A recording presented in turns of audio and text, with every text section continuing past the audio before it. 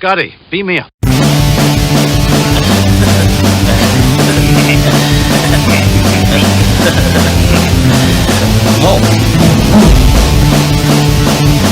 Smash.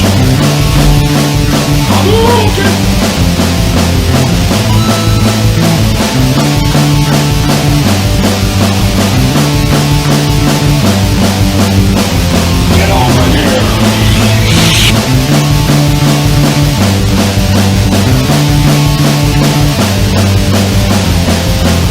It is pointless to resist.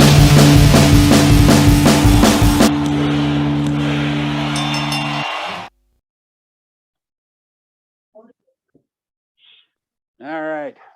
Welcome to the Geek Den. Krager, good as always, buddy. Yep. So we've got from the band Wanted Noise, the guitar player, vocalist, Suri Sherman. How's it going, buddy? What's happening, guys? Stoked to be here. Yeah, man, it's great to have you. We want to give a special shout out to Mike at Earshot for hooking this up. Yeah, Yep. Mike's awesome. Shout out, Mike. He's been a great help for us. Like, Yeah. Same. working with him. He's Yeah. great. Same. So, Wanted Noise. Let's talk about you guys for a little bit. When did you guys get started? And also, how did you come on the name? Well, come to the name. Poor wording there. I I wasn't gonna say nothing, but hey, I haven't came on the name yet, actually. Yeah. How did you guys settle on the name Oh, Wanted dude. Noise? I love it. Fucking, I'm so stoked on our origin story because it's really fun. We were just practicing at a friend's house in Pacific Beach, and he had our other friend and his girlfriend lived there too. And so I got a Boss noise suppressor. This was in 2014. We started jamming. We'd all just kind of get together and jam at this homie's house around January 2014. Around that summer, we were like about to play a show, and so we kind of like made ourselves into a band. And like I got this Boss noise suppressor pedal, and the friend's girlfriend came out, and I'm like, oh yeah, I got this pedal. It cuts out. It's a noise gate. It cuts out all the unwanted noise, because I got a half stack and with the distortion cranked up. It's like whatever, like when nothing's happening. So I was like, yeah, I got this noise suppressor pedal. It cuts out all the unwanted noise. And she's like, no, you guys are wanted noise. And we're just like, whoa, did you just like name us right now?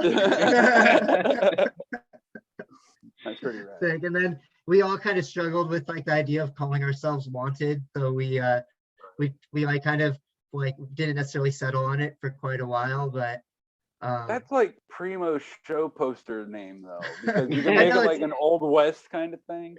And right? you guys are in SoCal. We're gonna do an album that's gonna be like Wanted Noise, and it'll be like a lineup. Just have noise like with an exclamation point at the bottom.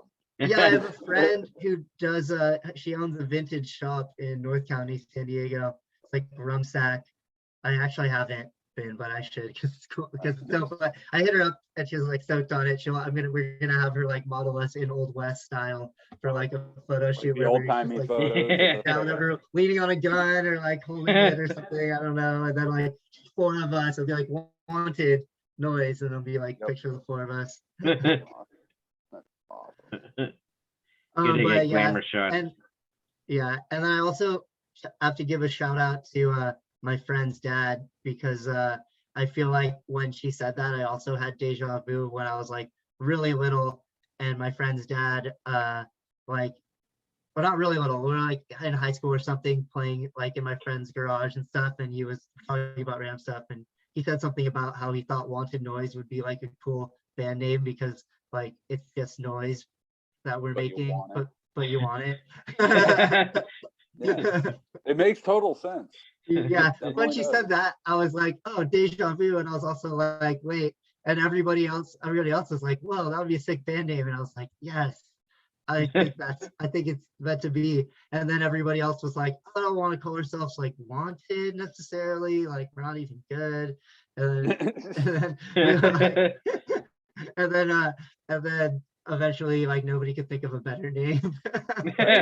So everyone accepted it and I was stoked. Why don't we go with tolerated noise? Yeah, I think somebody wanted to call us unwanted noise. And then there was a question if it was going to be the wanted noise, like our Gmail is the wanted noise, because that's what it was at first. And we're like, we want to really have a the wanted Yeah. noise. There's a lot of bands with the. Yeah. Yeah. You don't need it for wanted noise. No, Yeah. you really don't. You really don't. You know, like, No. it's unnecessary. Like Yeah. it doesn't even sound right.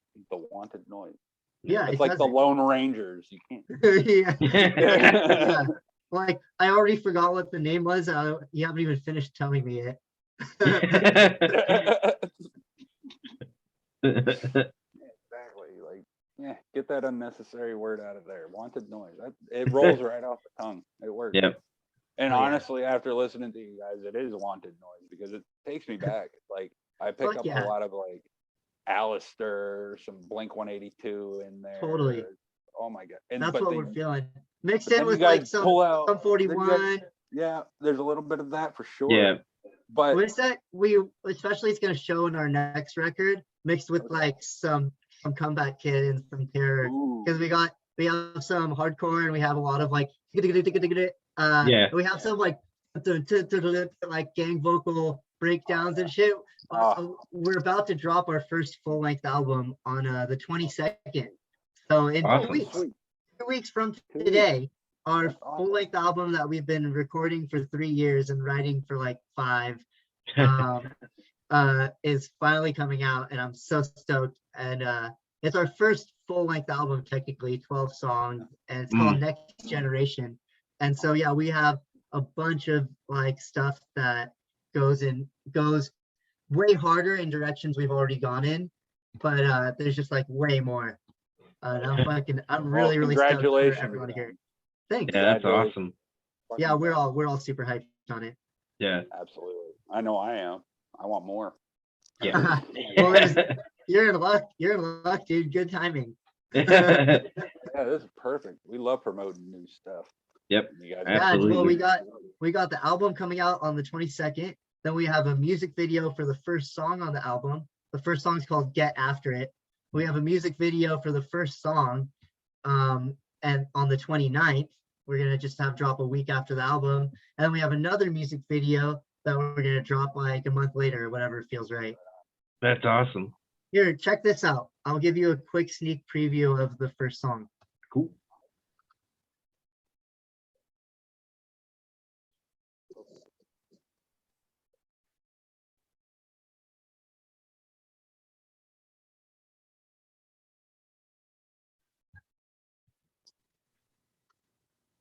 There you go.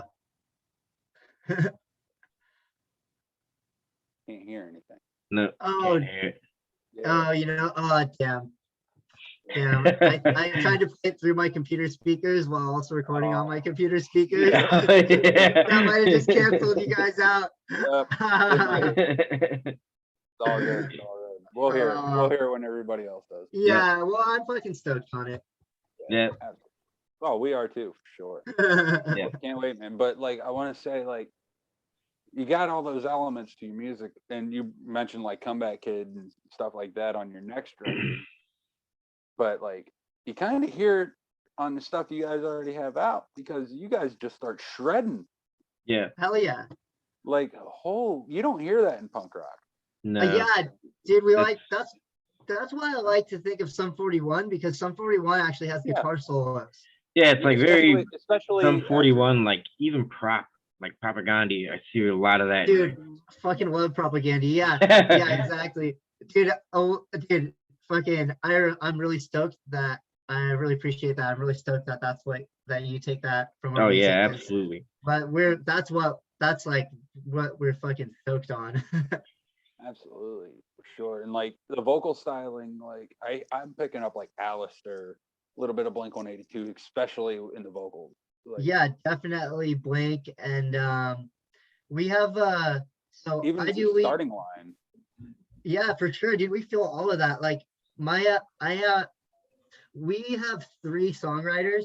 Well, our bassist is like in and out of the band always. He's like every time he joins a new band, he gets stoked on it and then leaves, and then we do something cool, and then he comes back, and then he like leaves again for another band. He joined this band in 2019 called Light Burns, and they played the whole cross country Warped Tour, and they played the 25th anniversary stop in on the West Coast stop, and then he left our band for that. That was like a couple months into recording this album, you know, that we've been working on for forever. And then a year later, that band was over, and then he joined our band again. And then now we're like about to come out with this album, and he like left our band again for this band called Field Rush, because they're touring with these bands that are on like Smart Punk Records and stuff, and they're killing it. They're not on Smart Punk, but like they're killing it, and they're dope. And the funny thing is, they're my friends, and they come to our shows still, and we like support each other, and we're all good friends still. No But hard anyways, feelings anywhere. yeah, no hard feelings. It's cool, and he's, you know, he is what he is. But so he's run a lot of, like, he's written about like well, out of the songs that are out right now. Sorry, lots of stumbling, stammering. Fucking out of all the songs that are out right now, he's written like about a third of them. But this album that we've been working on, it's more myself than the other guitarist. But all three of us write songs, and whoever, if you want to sing lead, which we all do, kind of, whoever writes the song sings lead on the song, and then everybody else does backups. So we have a rotating lead vocalist, and everyone else doing backups. And then Caleb and I both like can, you know, have like a similar shred ability on the guitar. So like, well, like some songs I'm playing the guitar solo, sometimes he's playing the guitar solo. We switch on being lead. One of the songs, one of the songs that's coming out on this album called Cruise Control. It's got a minute-long drum solo where a drummer just goes ham, followed by a minute-long guitar solo. And the guitar solo, Caleb made this like epic shredding guitar solo, and I spent like a year like learning it. I learned it just by a year and playing along, because he kind of like does it without even thinking. So he tried to teach me it, and it just wasn't working out. So I learned the whole solo, and then I wrote a harmony solo that like starts like a fourth like above, and then like, or I don't remember exactly how, but it starts above, and then as he goes up, we meet on these little like, he's going like, and I'm going, so we on these like, and then he goes up, and then I go low, but mine's set really far in the back, so it's kind of like an Easter egg, the harmony. So kind of like for a casual listener, is gonna hear like one guitar solo, but there's actually two. So we have like a dual guitar solo. I listen for that shit. I love like harmonizing guitar solos. Yeah, dude, you're gonna be stoked. So yeah, because I can't play solos to save my life, so that like that helps me. I'm a strong rhythm, but I cannot. It's just practicing I can't get my fingers to cooperate. It's for me it's it's the same way you learn like crazy classical piano, is just like practicing like so slowly and so many times. It's like almost impossible to be so patient. I'm too impatient for that. I think, which is why my problem. It's easier to learn as a little kid, because you don't have the freedom to not be patient if your parents are super like on you. Your parents are forcing you to practice, and you either like resist and don't, or you like resist but you do a little bit, and like, you know, but either way you're forced to be there. And so like, you know, I don't think I could have the patience to learn classical piano now. I'm stoked that I got the fundamentals in there. I love relearning songs. I love going, and I love learning new songs, but like I like to get from 0 to 100, like it takes a lot of patience, slow patient practice. Thinking about it now, like you mentioned, like learning classical piano now, like I've always wanted to learn piano because I just love the piano, and there's certain songs that just sound great on piano. Well, I see you're rocking Lamb of God. Like I used to listen to metal. Like there's so much amazing keyboard and a lot of classical background that goes into that, obviously. So it's dude, well, I totally look at bands like Opeth. Look at Opeth. Opeth, dude. They're orchestral death metal. Yeah. Fuck. Like I want some of whatever Michael Ackerfeld's drinking. You know, Dude, for real, it's fucking epic. there's something There in the was water. also there also was a my mom got the DVD from an NPR thing, extra or donation. It's Metallica Symphony. Oh, okay. Yeah. It's an orchestral accompaniment for That Metallica. was I haven't really watched fucking it. good. I haven't It was watched really it yet, good. but my mom just gave it to me, so I gotta watch it. That's probably my eliminating like Master of Puppets, Kill 'Em All, and Ride the Lightning because they're Yeah. just the best Metallica album. For sure. I really love Garage Incorporated. S&M is right there with Garage Incorporated for me as far as like as tight as it is and Yeah. Hell yeah. being overall good. So I think you'll really enjoy it if you haven't listened to it yet. I haven't yet.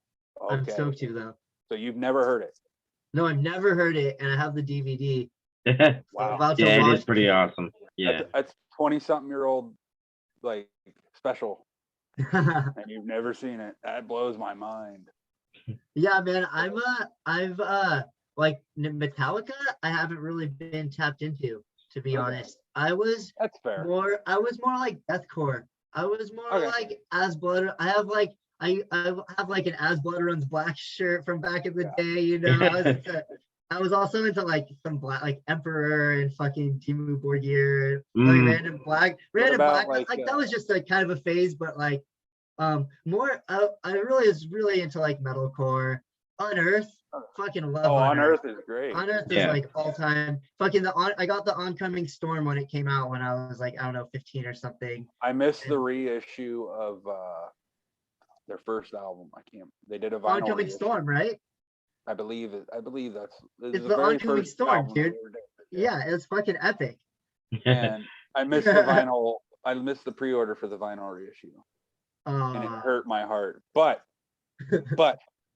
I did get my pre-order in for Wilhelm Scream's new album. Oh, dude, Wilhelm Scream is so sick. Dude, I got the pre-order last year. They reissued the first 3 albums. Oh, fuck Vinyl. yeah. I jumped right the fuck on it. I was like, I am not missing that. Dude, They're hell one of my yeah. favorite bands since high school, and it's like, I need Dude, they that are vinyl. sick. Yeah. Yeah. S&M though, like for sure. I think you'll Yeah. enjoy it. Being a classical pianist that you are, Yeah. like I think you'll really appreciate it because it's tight. It's Yeah. overall really tight. It is. Dude, And that was when James I'm was psyched. still drinking, so yeah. So it's decent at least. Yeah, But, yeah, for sure. You so, know he's sending it. Yeah. It's gonna You mentioned you're a little into deathcore, so like stuff like Acacia Strain. Yeah, I listened. Yeah. I mean, I like fucking. It's been a minute since I was listening to it, but really, like, As Blood Runs Black was like my favorite band. I listened to their whatever albums were out when I was in high school, like all the fucking time.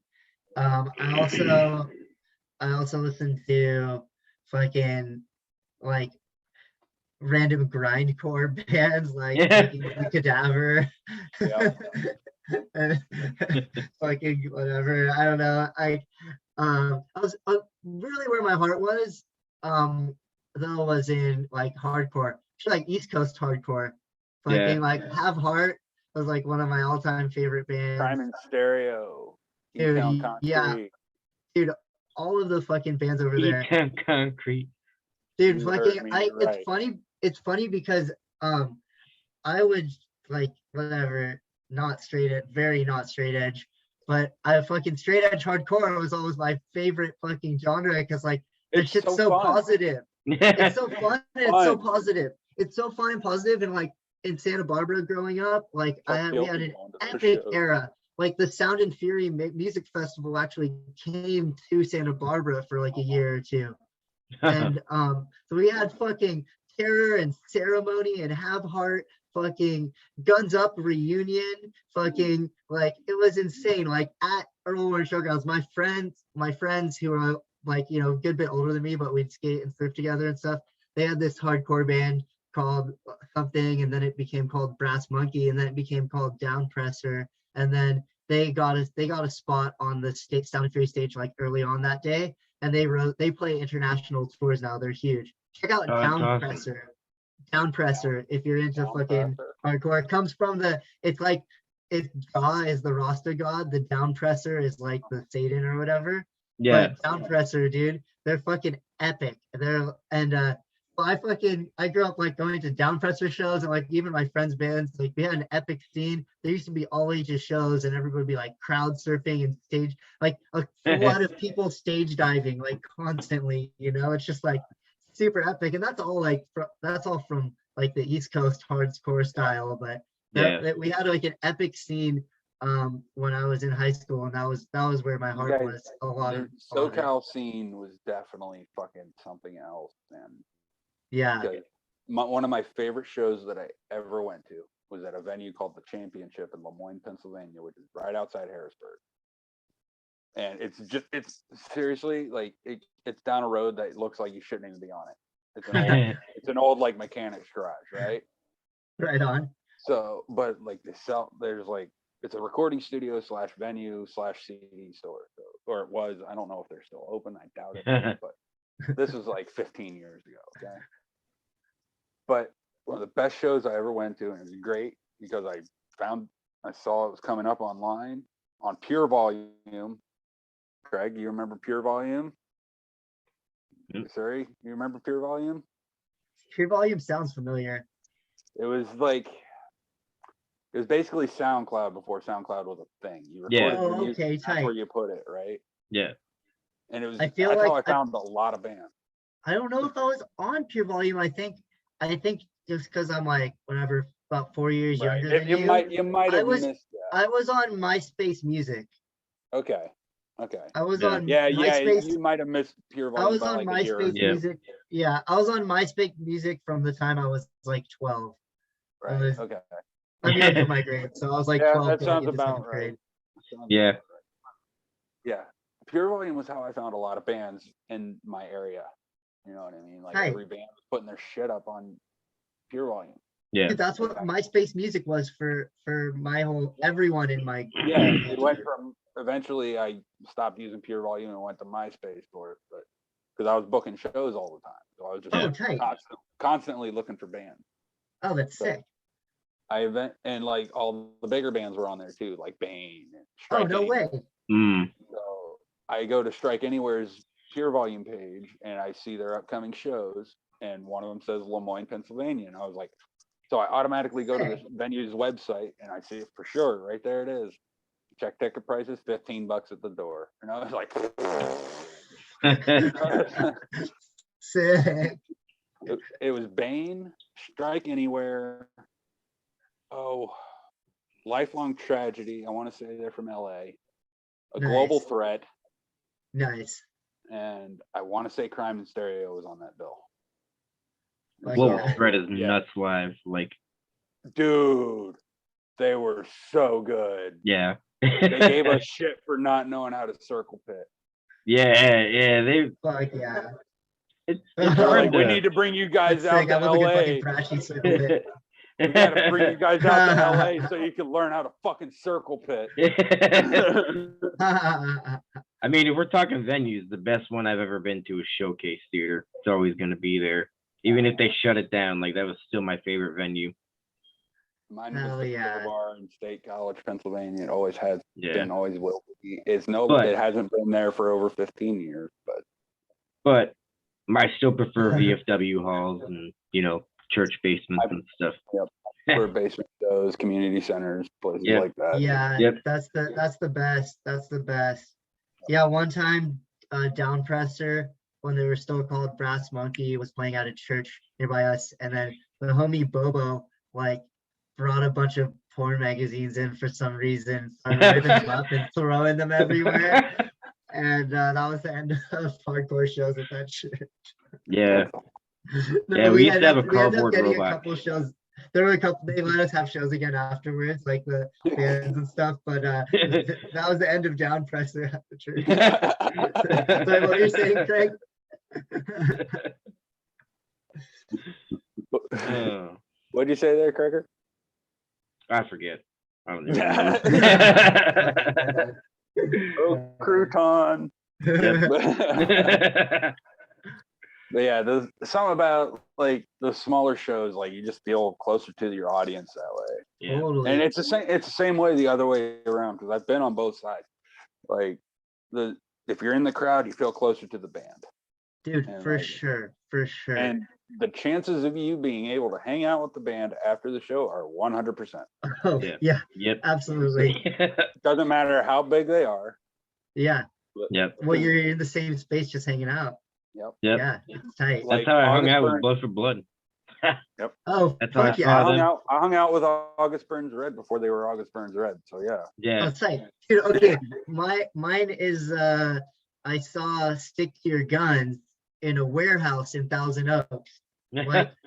Like they had just put out that album, that first album that like made that is like my favorite one that just like fucking has all, anyways, they just put out that album, but they hadn't like, I think they had maybe played a couple festivals, but they weren't at this place where they were like only playing huge festivals. Yeah, we're literally on ground floor and they're just setting up their shit. And like me and my friends are obsessed with them. So we like know every single fucking word. It's just a bunch of like high school, like fucking juniors and seniors. Yeah. And they're like literally setting up their gear on ground floor with us in this fucking, it's like a gym or something. It's like it's a big ass gym, like warehouse, and all the everything had been stripped away. And then like it was the weirdest setup. They were on the ground floor, and then it was just the pit was like a rectangle, the width of the like the width of the setup, the band Yeah. going straight back, and then the people were just like pushed up in like walls against either side. It was one of the scariest pits I've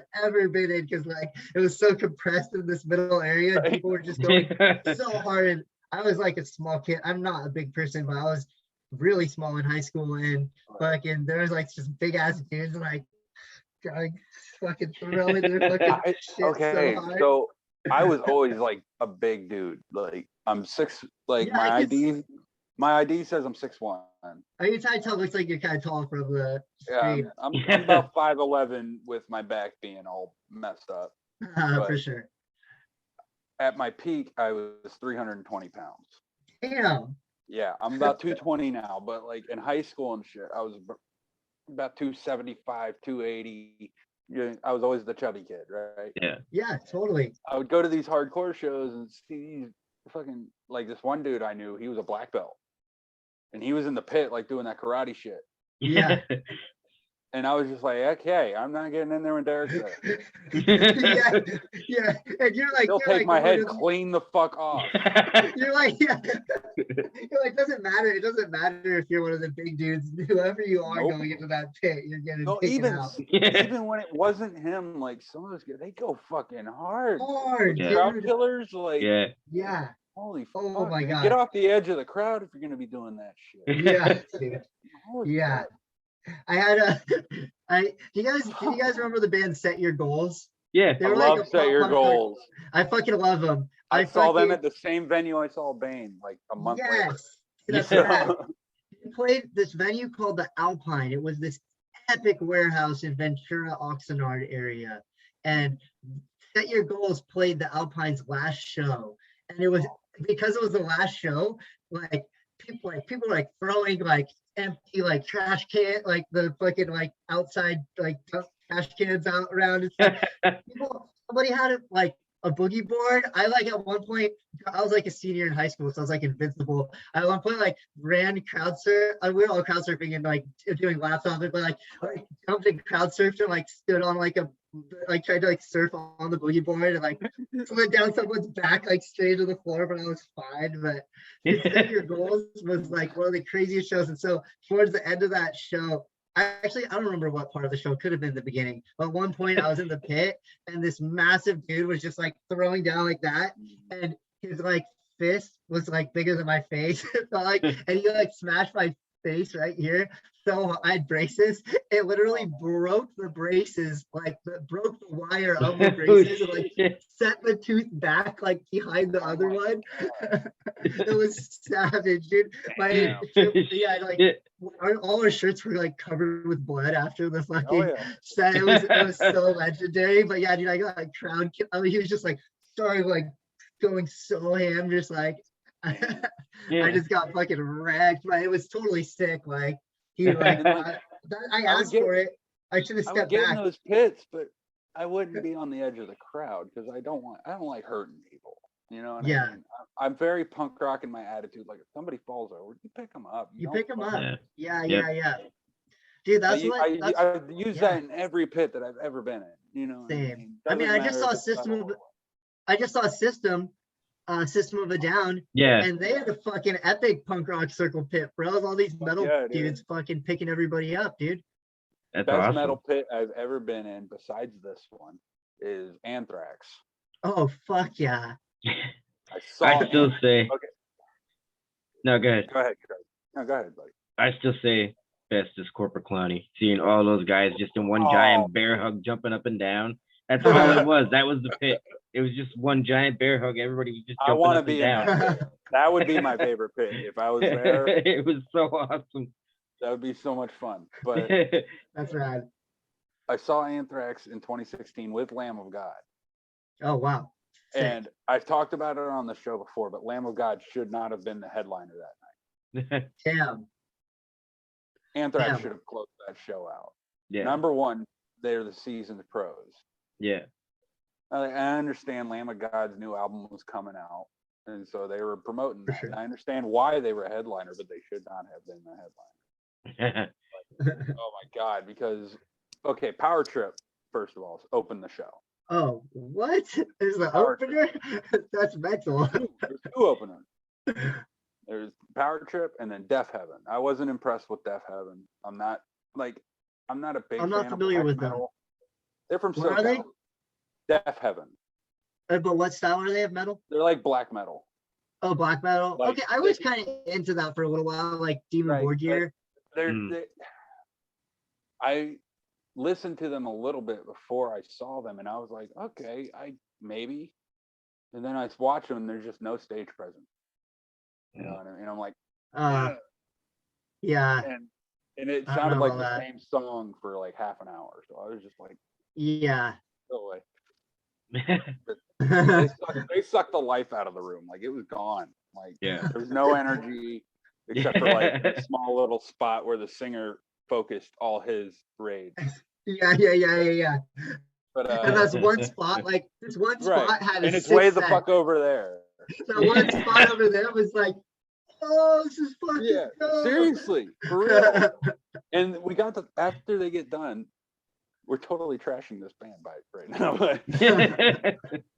But they get done, right? And the photographer, one of the photographers, because there's a photo pit, you know, like the big gap between the barricade and the stage. Yeah. Yeah. Like all that's between me and the stage is a security guard. You know, I could very easily hop this rail and get on stage if I wanted to, but I'm not going to because this guy's like 7 feet tall. And 300 pounds. So I'm like, okay, I'm not fucking with him. No, you're But not the fucking- photographer comes over and he goes, Jesus fucking Christ, that was the most boring photo pit I've ever been in my entire fucking life. Oh, And I oof. was like, how long you been doing this? He goes, 45 fucking years. Holy fuck. And I was like, damn. He goes, and Yeah, I bro. photographed Yanni. Yanni. And I was like, damn. Damn. I was like, thank fuck Anthrax is next. We need a defibrillator. Fuck yeah. Fuck Like yeah. we just spent like the next 20 minutes while they're like clearing the stage of them and then finishing up Anthrax's setup because their drums were already on stage. Like that was what held me through Death Heaven was the fact that Anthrax's drum set is right there. And I'm like, Yes. okay, Yes, you're like, Right. you could still, like, you knew what was There's coming hope. next, but be able to see that, you like, Yeah. could, I it needed reminded that. you. It reminded you why you were there. Yes. It was 2 days after my birthday too, so it was like double special for me. So Yeah, I was, like, yeah, totally. getting to see my Birthday favorite show, band feel that. on my birthday, like I'm cool. Yes. That's And fucking so- tight. then they killed the house lights. The photographer's like, all right, see you guys after this. Yeah. And he was like showing us naked pictures of Miley Cyrus that his friend took. And I was just like, all right, because I needed to see that. And they were publishing the magazine like 2 months later. So I was Oh my like, god, that's hilarious. But I can't remember the magazine, but No worries. point. Anyway, Yeah, the lights that's go funny out. though. Here comes Charlie. Throws up the horns. I'm Yeah. like, hey, yay. And then they just, oh my God. Hell yeah. That was my first pit in probably 8 years at that point. And it was my last. Hell That yeah. was my retirement. From the Well, pit. I mean, you go out fucking on the high. I got caught in the mush. Yeah. I got caught in the mush. Happens. It happens. And It might not be your last. It might not be your last. right now, yeah, most definitely. I don't know. That But, circle jerk show is coming. Camp Pennsylvania is in September. I don't know. A lot of great bands on that bill, including our friends in Chaser. Yep. Also from SoCal. Chaser is so sick. We're really good friends with Mike. He's a No good friend way. of ours. Yeah, I don't know them. I never met them, but Great, fucking their great, album dude. Dreamers fucking Dude. is like Yeah. on repeat. I listen to that album every fucking day. Yes, dude. I know. I'm getting a vinyl of it. I gave my mom my vinyl player. I haven't like bought a couple hours, but she lives like one freeway exit away from me, so it's like right there. But Yeah. I'm planning on getting that on vinyl, dude. Fucking that album Dreamers is it gives me like so much inspiration and like positive vibes for like our genre and what we're doing, and like, dude, yeah, I love that album. It's epic. Yeah. Dude, that's so rad. That's so rad. You guys are such homies. great, and they're such great dudes. Like, Yeah. Hell yeah. Mike is such a wonderful person. Like, Yep. And anytime you need to talk to him, he's there. Yeah. That's It doesn't so matter rad. what it's about. Like, and same thing with Dennis Jaggard from 10 Foot Pole. He's Dude, 10-foot pole is fucking sick. Hell yeah. Yeah, we're friends with Dennis as well. Both of those guys have been on the show. Yeah. We can't. Dude, that's so tight. Yeah, I'm a huge fan of Chaser and a huge fan of 10-foot pole. 10 Foot Pole. That's I awesome. grew up on. Yeah. Oh yeah, dude, yeah, bro. That's what I'm talking about. Like straight up melodic skate punk, dude. Yep. With those fucking high able to- vocals. Yeah. High vocals and the fast beat with the fucking distortion, dude. Yeah. So good. Dennis is another one of those guys. Like, he's always there to talk to you if you need to. He's a Doesn't smart matter dude what too. Oh yeah. Wonderful. Anything you ask that dude, he's like a professor. He's You know what? fucking insane.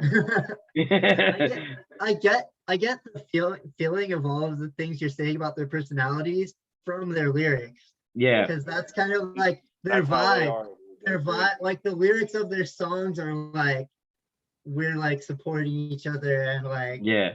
stuff. It's all good vibes. Don't That's like be a one of my- dick. Yeah, don't be a dick. Yeah. Exactly. Don't be a dick.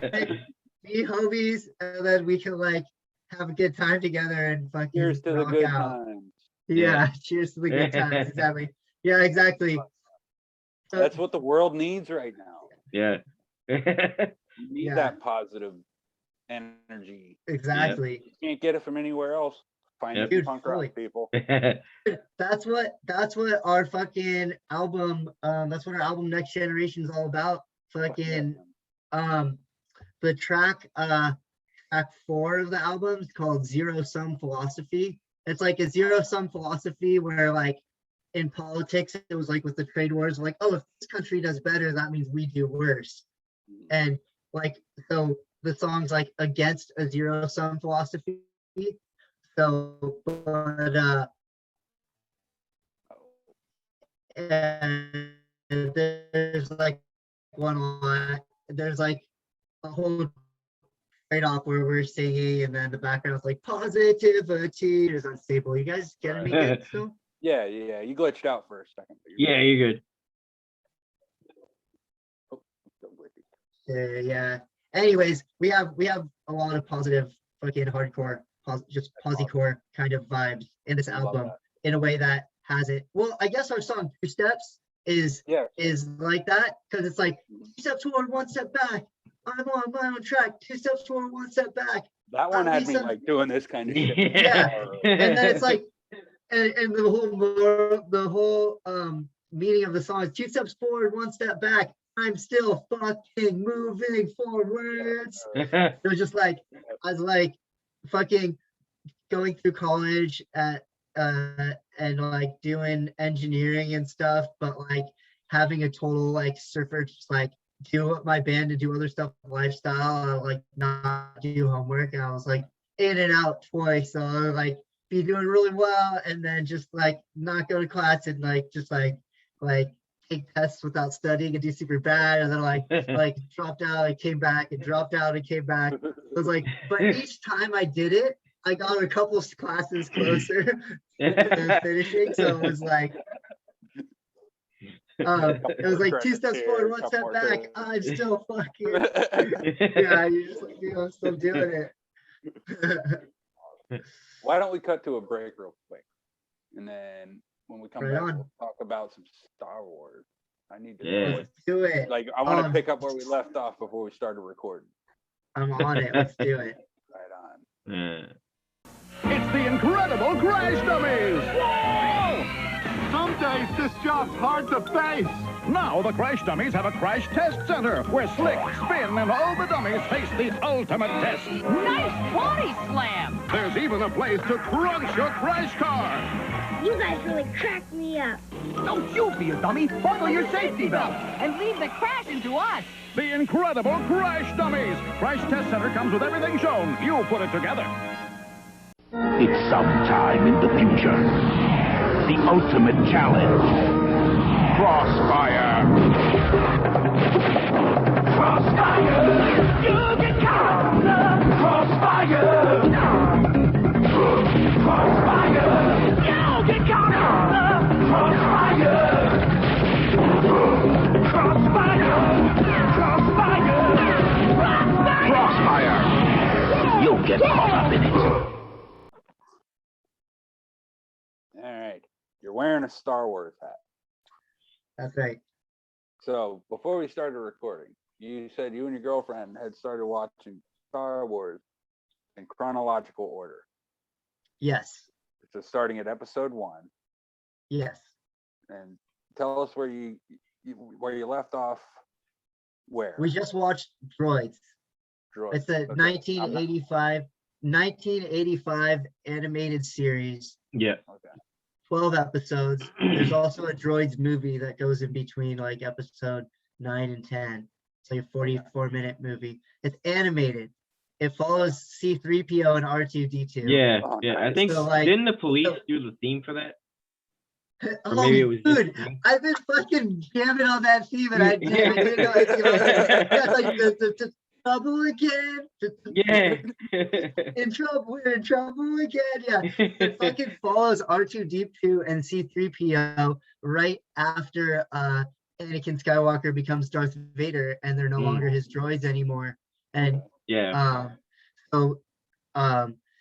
it during basically, yeah. And so it covers just some of their adventures as masterless droids, like through space. Like first they get picked up, they're like on some desert planet. It kind of looks like Tatooine or something, but they're on some desert planet and they get like picked up by these random like people that are like super stoked on like racing and want them to work on their race vehicles. But then they end up fighting these gangs and then they take down these gangs and then they like basically they get in trouble and then C-3PO like haphazardly like makes shit happen on accident by being, you know, like clumsy or something, clumsily like Right. takes out all the droids, you know. Yeah. And, I don't know, it's super fun. It follows R2-D2 and C-3PO.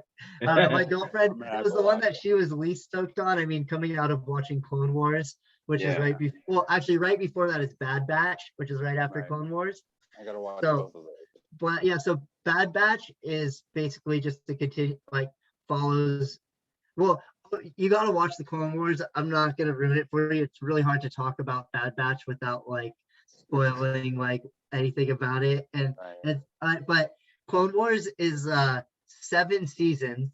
The first 5 seasons are like 22 episodes each, and the last 2 seasons are only like 12 or whatever. The episodes are like 25 minutes long or something, but it's still it's a 7-season undertaking. So we watched episode 1. So the chronological order leading up to where we are in Star Wars started at episode 1, Phantom Menace, episode 2, Attack of the Clones. Then we watched the Clone Wars, the Clone Wars seasons 1 through 7. The end of season 7 of the Clone Wars overlaps with Star Wars episode 3. So we actually watched it right before the last 3 episodes of Clone Wars.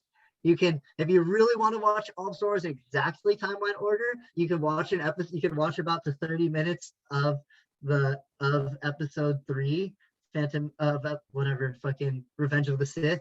You can watch the first like 39 minutes of Revenge of the Sith, and then like watch episode 9 of season 7 of Clone Wars, and then watch the next 30 minutes, and then watch episode 10. You can like really go in back and forth. Yeah. And since we like watched the last 3 episodes and in like one like sitting, and then also watched the next movie like in like the next sitting, we like it like really made sense like how like the whole flow of it.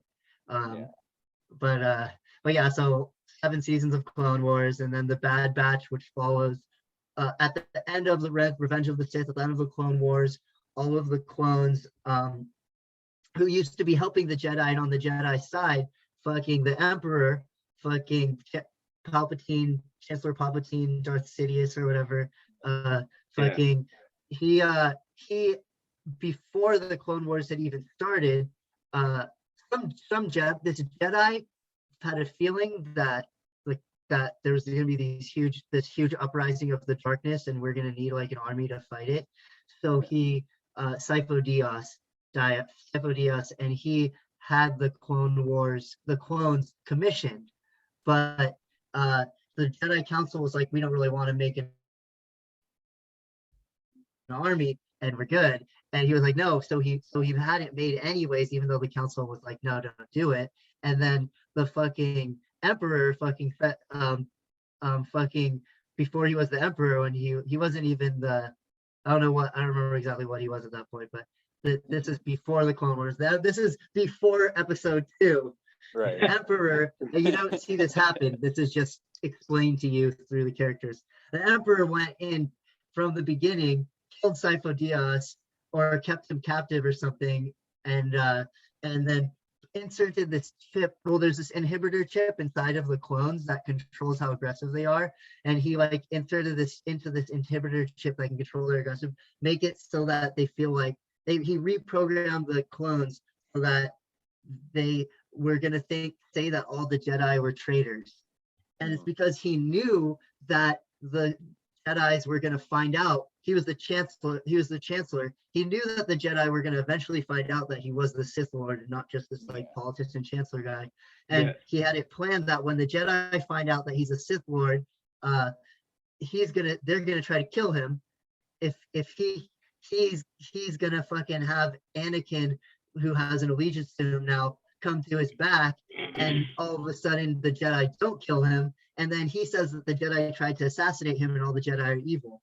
And so he timed that whole thing with the thing that they have to say to make the clones switch and all of a sudden be like, oh, the Jedi are evil, is Order 66, execute Order 66.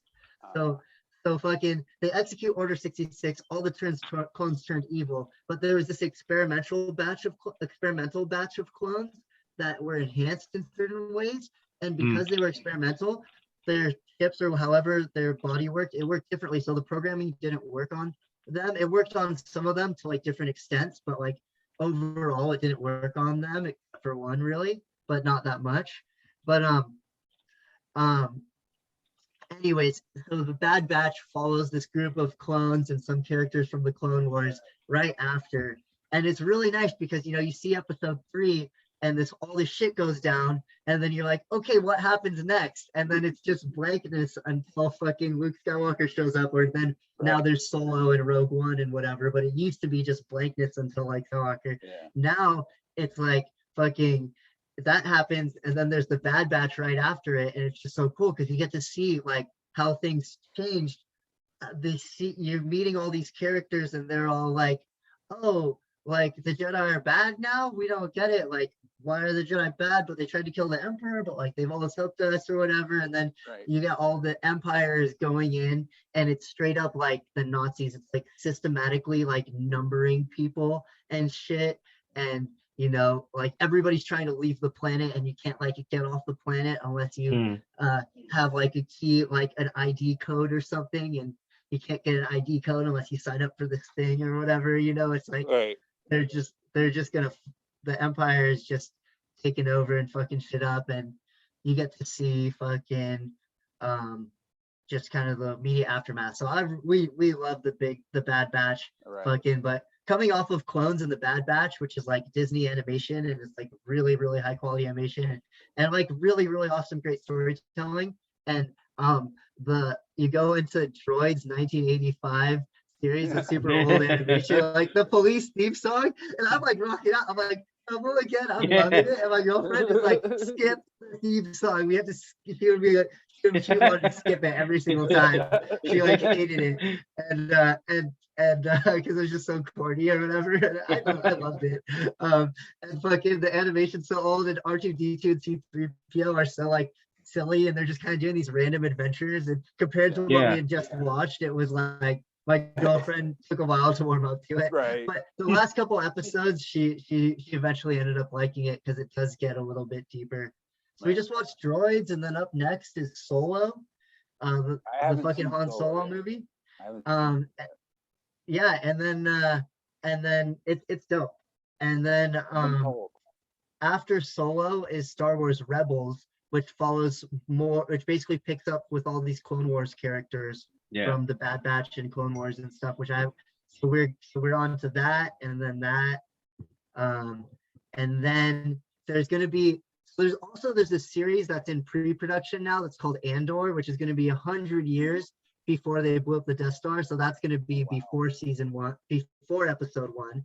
Wow. And then there's the Obi-Wan Kenobi series that takes place, and that takes place after either after Solo or after Rebels, but that's like next in our timeline, or maybe before Solo. That takes place next in our timeline, but like it's not out yet, I think. Yeah. And then there's the Ahsoka one is going to be in the Book of Boba Fett timeline. There's in the after episode 6 timeline, there's obviously Mandalorian, Book of Boba Fett, and then there's gonna be Ahsoka, and then there's gonna be one more, I forgot what it was called.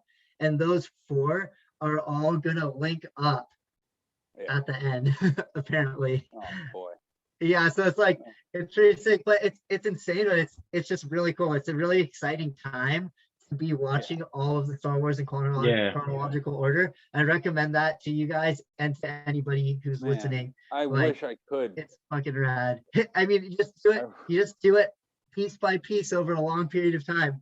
That's how I have to do everything. Yeah, I'm watching so much. I mean, I've already seen the movies except for like I think the last 2. But I haven't even seen the last all 9 movies. Yeah, but I haven't really gotten into the shows. Like, I mean, like Mandalorian and everything, but like Mandalorian was sick. I didn't get into Clone Wars, but I want to. Like, I want to follow the whole timeline.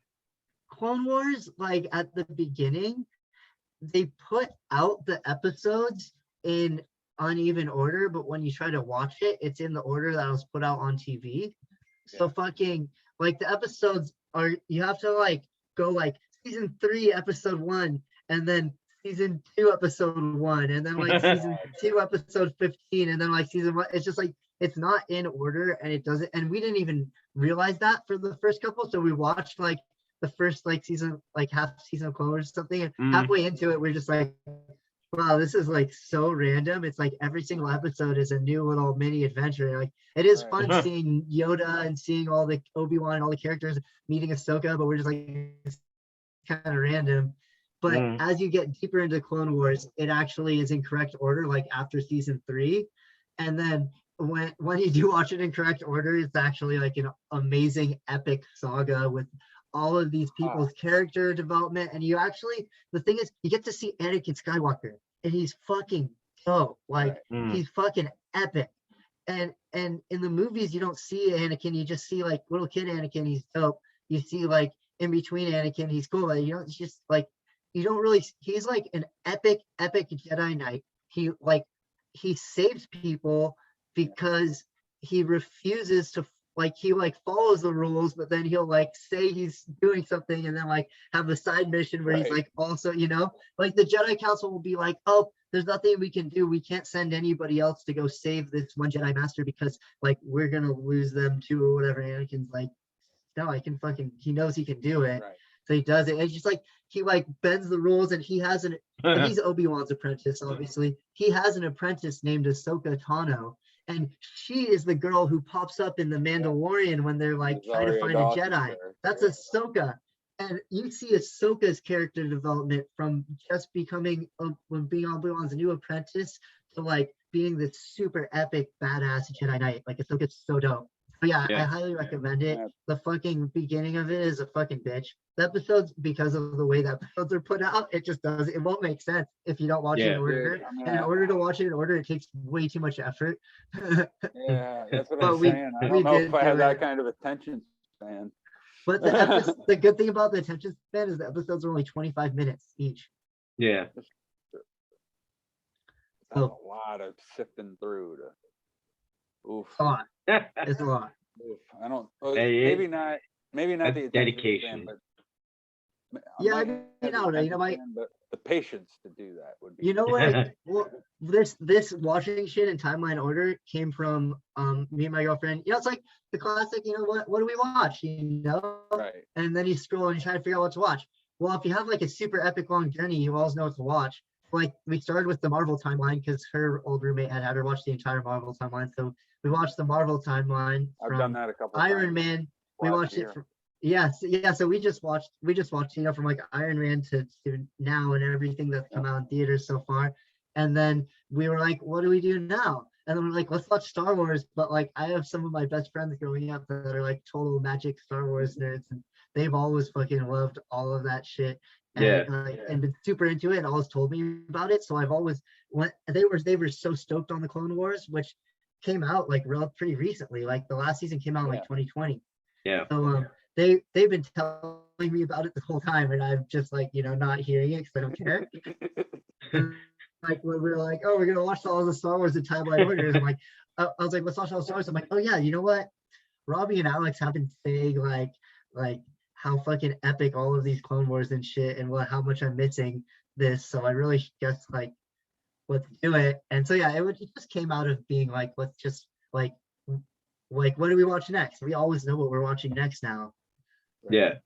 But like to be honest, we'll probably burn through this pretty fast. I mean, we already went through 3 movies, a 7-season series, 2 1-season series, a short movie. I mean, I think we're like more than halfway through for sure.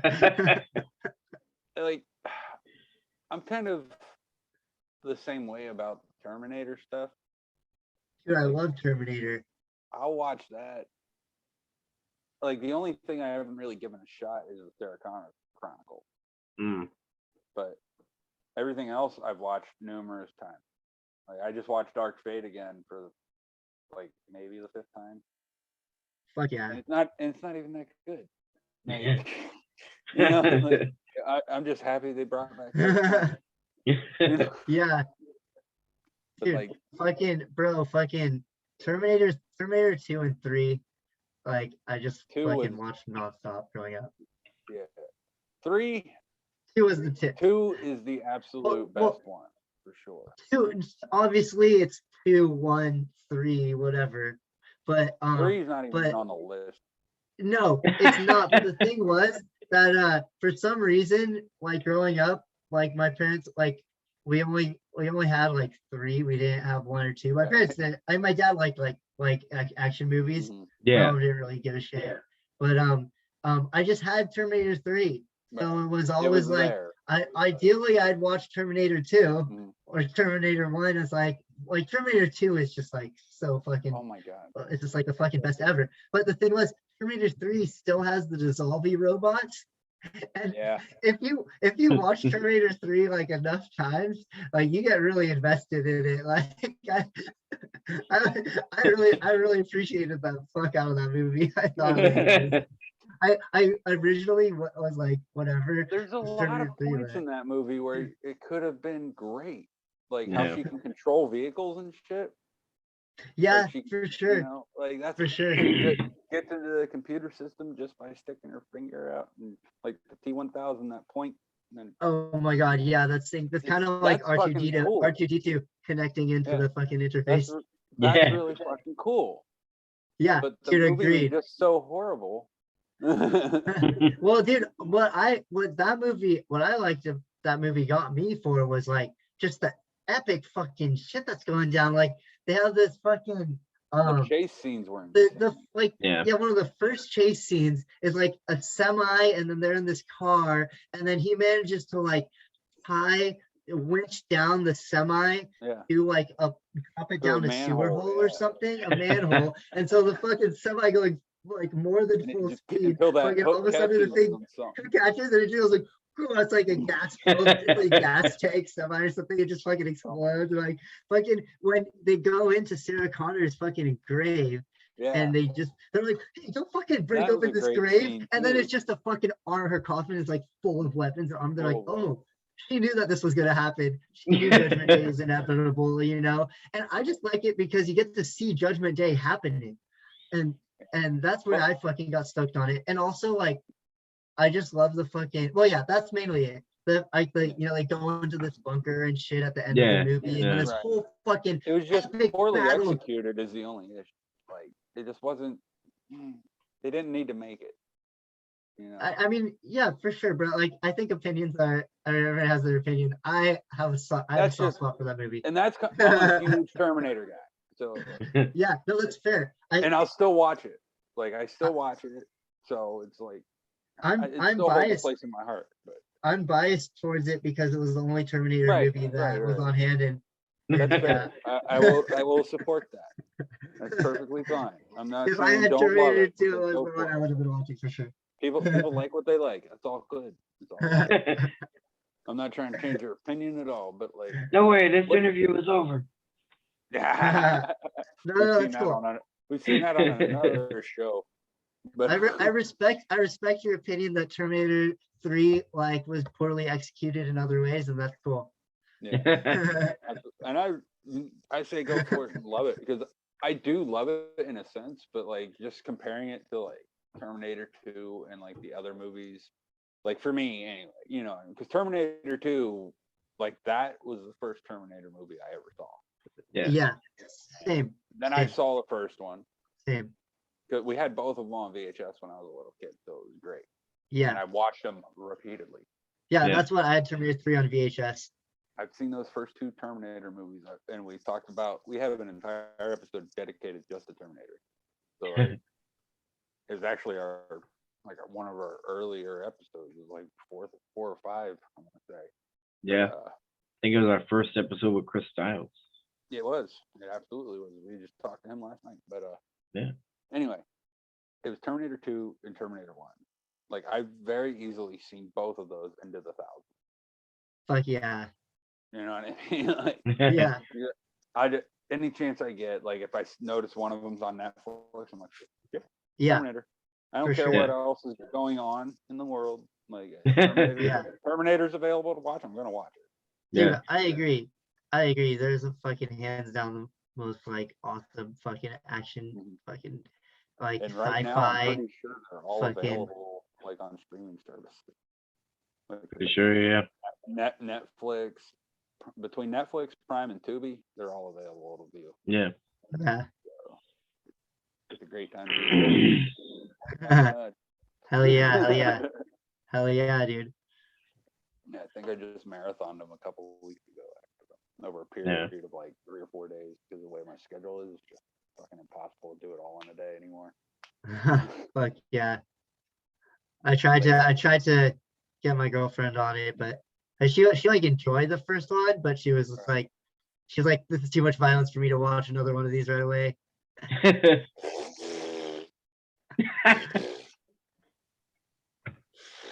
Sure, Star Wars isn't gory violence. You don't see No, it blood. isn't. Yeah, guts. it's true. Yeah. Terminator, you see some. I mean, it's not. I don't think it's even that crazy, but like there's a lot of like people. There's just a lot of blood coming out of people that have been shot the fuck up and stuff like that. Yeah. Really, I don't think Yeah. it's that. I don't think it's that great, but for something about it for her that just kind of like she's not stoked on, but she did like the she was stoked on the plot and the whole concept Right. and everything. She was all super stoked on Sarah Connor and that shit. She hasn't even seen Terminator 2. We were watching it in order. We Oh, just wow. watched Terminator 1. So she's gonna be stoked when we see Terminator 2 because she did I like hope so, Terminator man, 1 'cause by that the movie end is of so it. great. Yeah. But I'm sprinkling it on here easy. You know, she's like a chill, like Grateful Dead chick. She was a cheerleader in high school. You know, she's Oh, like wow. she wasn't like listening to metal. She doesn't, you know, like That's funny. But yeah. but she's fucking awesome. I love her. She's good. Hey, man. That's awesome. Happy for her. That's great. But yeah, it wasn't even just Terminator, Schwarzenegger. Like, Yeah, I was yeah. obsessed. Schwarzenegger's fucking It was a sick. little good. Hey, anytime a Schwarzenegger movie was on, Yep. Yeah. On My TV, dad was if too. I had it on video. Oh, my your dad liked was Schwarzenegger? that's where I got it from.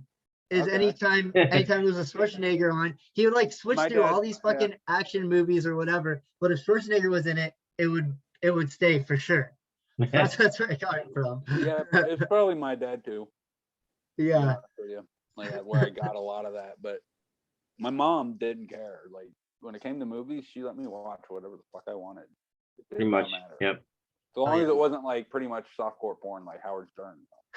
Yeah. Like I wasn't allowed to watch Howard Stern's Private Part. Like, my mom Yeah. said no, absolutely not. For And I sure. was like whatever, you let me watch. You took me to see Eraser in the theater Yeah. when I was fucking 8 years old. You know what I mean? I'm not gonna complain. Yeah. She didn't want me watching like South Park and shit like that, but I did. Yeah. I found Dude, my way I to watch fucking- Bigger, Longer, and Uncut. I've got a great story about that. Okay. I would stay up late. I would stay up at night when I was like in elementary school, like early, and like do stuff when my parents were asleep and stuff. I like one of my thing was I was straight up downloaded Bigger, Longer, Uncut on like LimeWire or Napster or some shit. And I was like 9 years old at this point. Right. And that movie came out in like 1999 or 2000, 2000. around then. And yeah, I was born in 1991 in October. So I'm like 8 or 9 years old, and I downloaded it, and I had it saved like on a file on my parents' computer, that the folder that they didn't like ever look in. And I would wake up, I would stay up until they went to sleep, and then go and like watch the South Park movie from start to end, and then go back to my room and pretend to like have been asleep. I'm not kidding you. Like every single night that like I like was awake enough to do it, I had it memorized every single word by the time I was 10 years old. That's insane. Isn't that ridiculous? That's nuts. That's hilarious, though. Yeah. Oh my God. Yeah, I want to The say it was other about thing- 11 or 12 when that came out. So yeah, that sounds about right. Yeah. The other thing I would do is play Age of Empires. I would just play Age of Empires or Yeah. do that when I was in elementary school. Mine was WWF SmackDown. Oh yeah, that was my cousin's. That's also the call. I would just stay up in my room, like mute my television, put on like one of my mix CDs or like a bunch of them because I had a 3-disc changer. Remember Yeah, those? yeah, Those were the tips. yeah, yeah, for sure. Those were the shit back in the day. But then, like, I would just load that up, hit play, and let it go, and just start playing SmackDown, or I would play Tony Hawk. Dude, Pro such a Skater was sick another set. one of Yeah. my favorite. such a sick game. That's where a lot of inspiration for like this band Wanted Noise Sound is. Soundtrack is so great. That's what we compare ourselves to when people are like, what are you, if in one phrase describe your band, say Tony Hawk Pro Skater soundtrack. Yep, that's perfect. Because it's such a great soundtrack. Yeah. Dude, it is. But And like, it's got mad variety, more than right. our band, obviously, because they had hip hop and everything too. Yeah. But like within punk rock, like our band has a lot of variety. Like we'll go from like chill like vibes, kind of sublime reggae punk vibes, and then we'll go Yeah. like hardcore, and we'll go You guys skate are all punk. over the spectrum. It's awesome. Yeah, Yeah. and we just continue to like go harder in each of those directions in our full length. Yeah, absolutely. Okay, so we missed it in the first part, but I want to touch on it real quick. What got you into punk? Oh, fucking I was like super into well, obviously as a kid growing up, like you hear like Blink-182 and shit on the radio Yeah. or stuff Yeah. and stuff. I have a friend, same friend I mentioned earlier in the interview, whose dad like had mentioned Wanted Noise being like a cool band name when I was a kid. They Yeah. are super dope. He was like a professor at UCSB, and they like live in Isla Vista, like on the outskirts of this like neighborhood and out on a college town, but kind of like on the corner of it. Right. And so they were a super cool band. They had a family band, and they would play at like Giovanni's Pizza and stuff Oh, for nice. college kids. They'd play like Blink and Weezer and fucking shit. Like when they were when my friend was like in like second or third grade, you know, and like I honestly from when he was like in kindergarten all the way through that, he Wow. went on to fucking go to UCLA. He fucking played in the fucking Disneyland band. He's like Wow. he's amazingly talented artist. Man. He does sound production and stuff. I actually haven't seen him and talked to him in forever, but I stumbled up to his parents last time I was in town like 2 months ago. So I've seen his parents more than him over the last 10 years.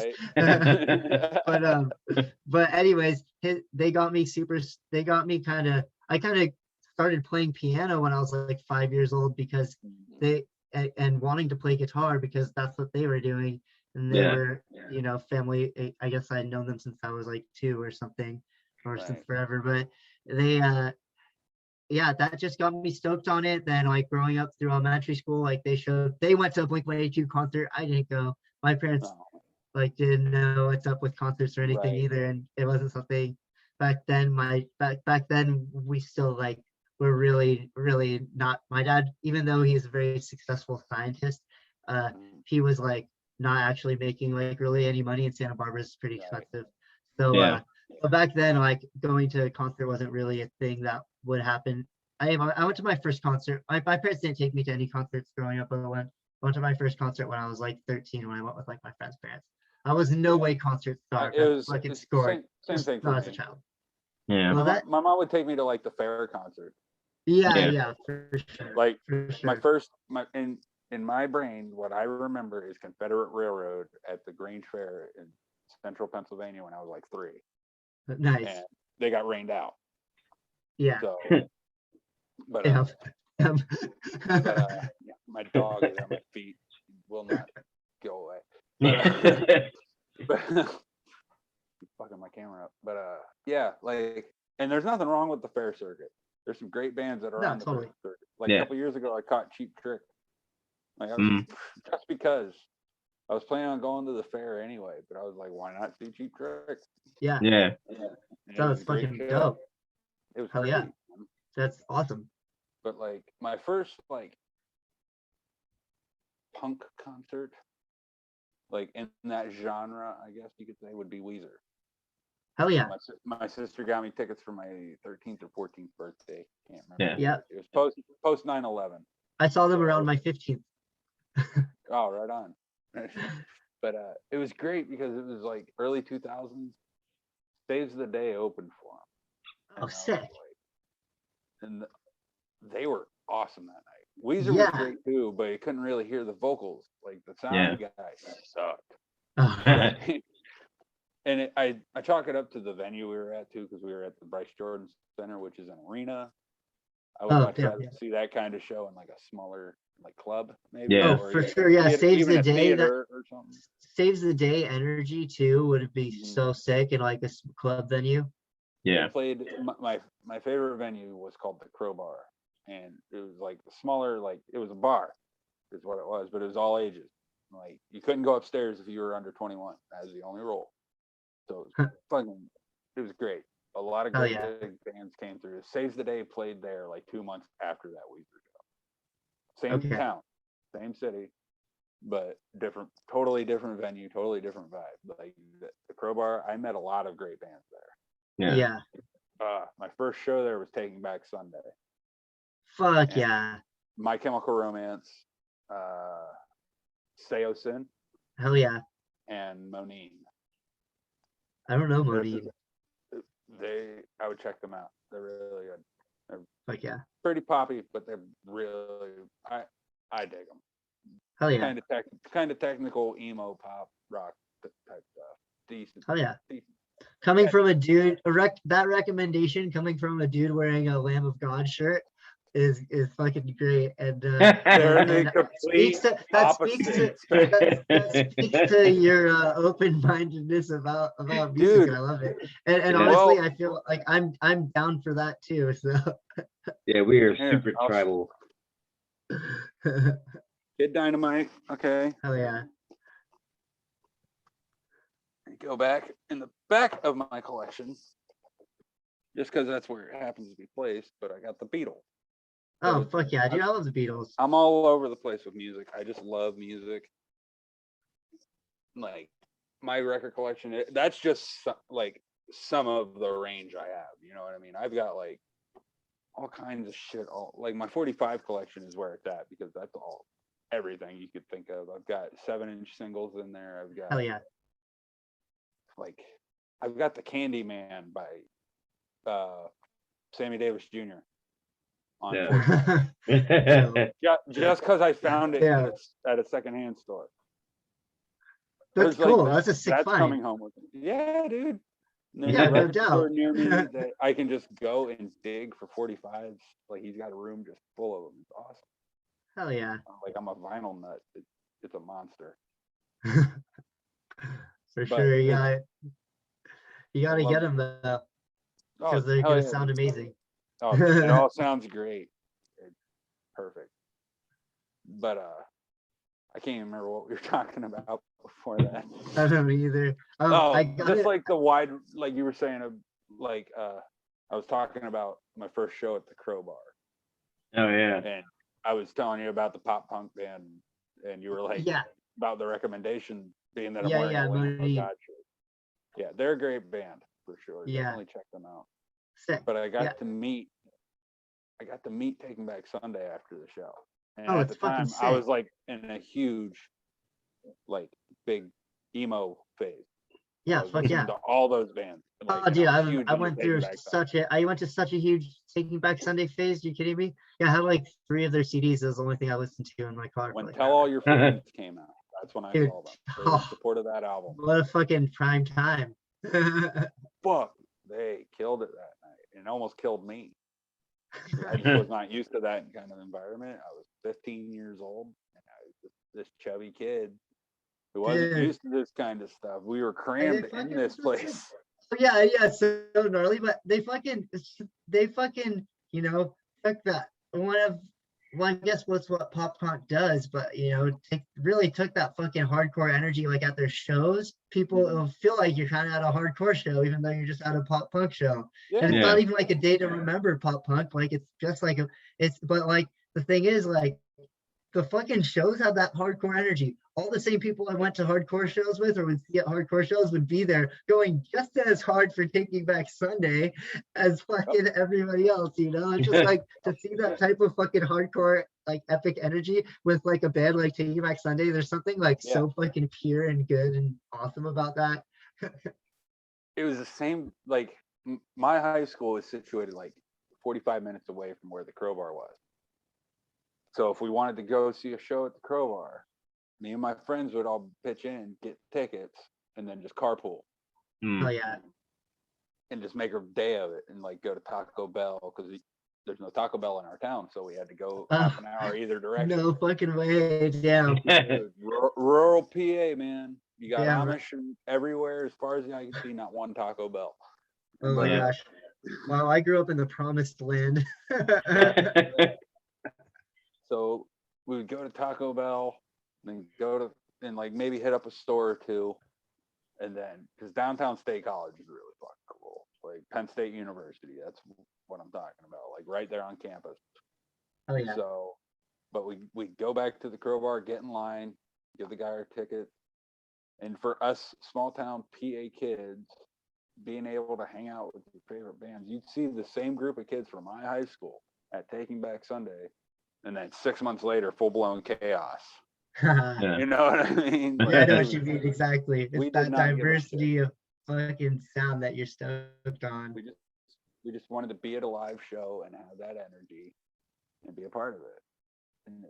And I know you know exactly what I'm talking about. Dude, yeah, I feel that 100%. Dude, those were the days. Reminiscing, that's what we do on that. Yep. Dude, I feel it, man. Oh man. So, what other like maybe movies, shows, stuff like that are you into? Like that, are you watching anything other than Star Wars right now? No, not really. I No? mean, like, we've like, yeah, nah. I mean, we're really just like, well, I mean, like, well, like, you know, if we're like hanging out, we don't live together, but if we're hanging out like at her house or somebody else or somewhere, and you know, her roommates are watching something else, yeah, it's like we'll like sit down, and be watching other stuff.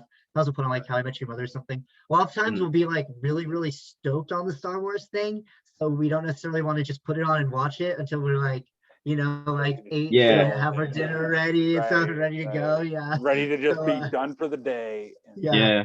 Yeah. Yeah. I know exactly So, what you're talking about. So yeah, we don't have any other go-tos. Right? I mean, How I Met Your Mother, I guess. Right. Always Sunny. Always Sunny Always is Sunny always is a kind of. good one. Yeah, my Yeah. friend calls it always funny. It is. It really It is. is. It is. So yeah, And always Philly people always are really like Sunny. that. Yeah. Yeah, it Yeah. makes sense. They're really If that's the Yeah, culture over there. Philadelphia. That's Philadelphia. Nuts. I just noticed how dark the background is because it actually got dark outside. Oh wow, yeah. over It's here. dark in California now. It was daylight when we started this interview. Yeah. Also, you guys mentioned my Yes, surfboards. surfing. You are a I just surfer. found this. Yeah, I just found this one. Is that a Pennywise? It's a fucking Epitaph. It's an Epitaph Records Volcom Entertainment Pennywise collab board shit. made for No a contest in like 2005. But it's actually a sick board, so I'm gonna like. Yeah, dude, yeah. I want my goal is to like ride this and get like a stand-up barrel in it with Oh, like a picture of it. With Yeah. like the Pennywise logo just right there as I'm like getting around. Yeah, check it out. It's got Pennywise. This is all, these aren't stickers. This is underneath the fiberglass here. If I can show Dude. where the light goes over it, it's under the Yeah. Oh fiberglass. yeah. Fucking So yeah, awesome. this is the Pennywise full circle logo, and then the Volcom Entertainment. It's Volcom's record label. Dude, that's awesome. Volcom Entertainment. I think Pepper's on it. Pepper, Pepper, Goons oh, of man. Doom. But But yeah, and then the other one is yeah, the it's the epitaph. old it's like the old school Epitaph logo yeah. with metal lettering. That's fucking awesome. So yeah, it's so awesome. Fucking our bassist found it on OfferUp and like knew I would freak out. So he sent it to me. It was like only like 100 something bucks.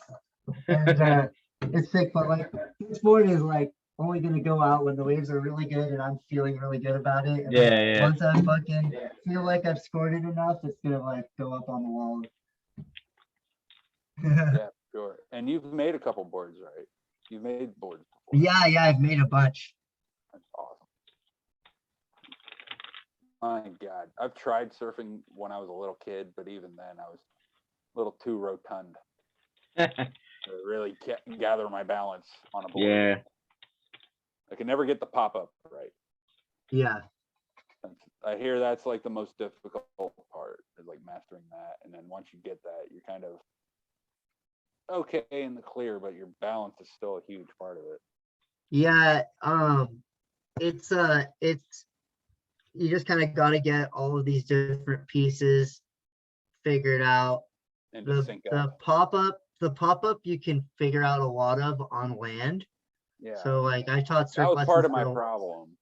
I taught surf lessons for a long time. as a kid in high school, I taught surf lessons for community service to get like the 200 plus hours of community service, you know, look better for colleges and whatever. Right.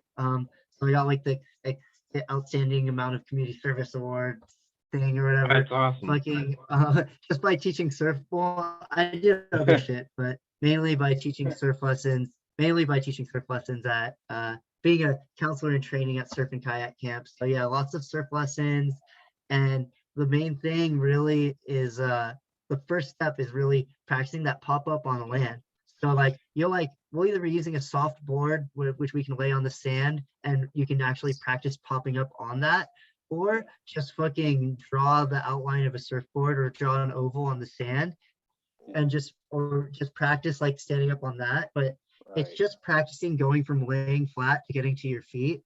Like you can work out a lot of that just on land, and then once you get on the board, if you're learning how to surf, you know, you're getting you're just in a wave, just kind of like going flat with the wave. You're just like the wave broke behind you. It's just a little bit of whitewash pushing you forward. I'll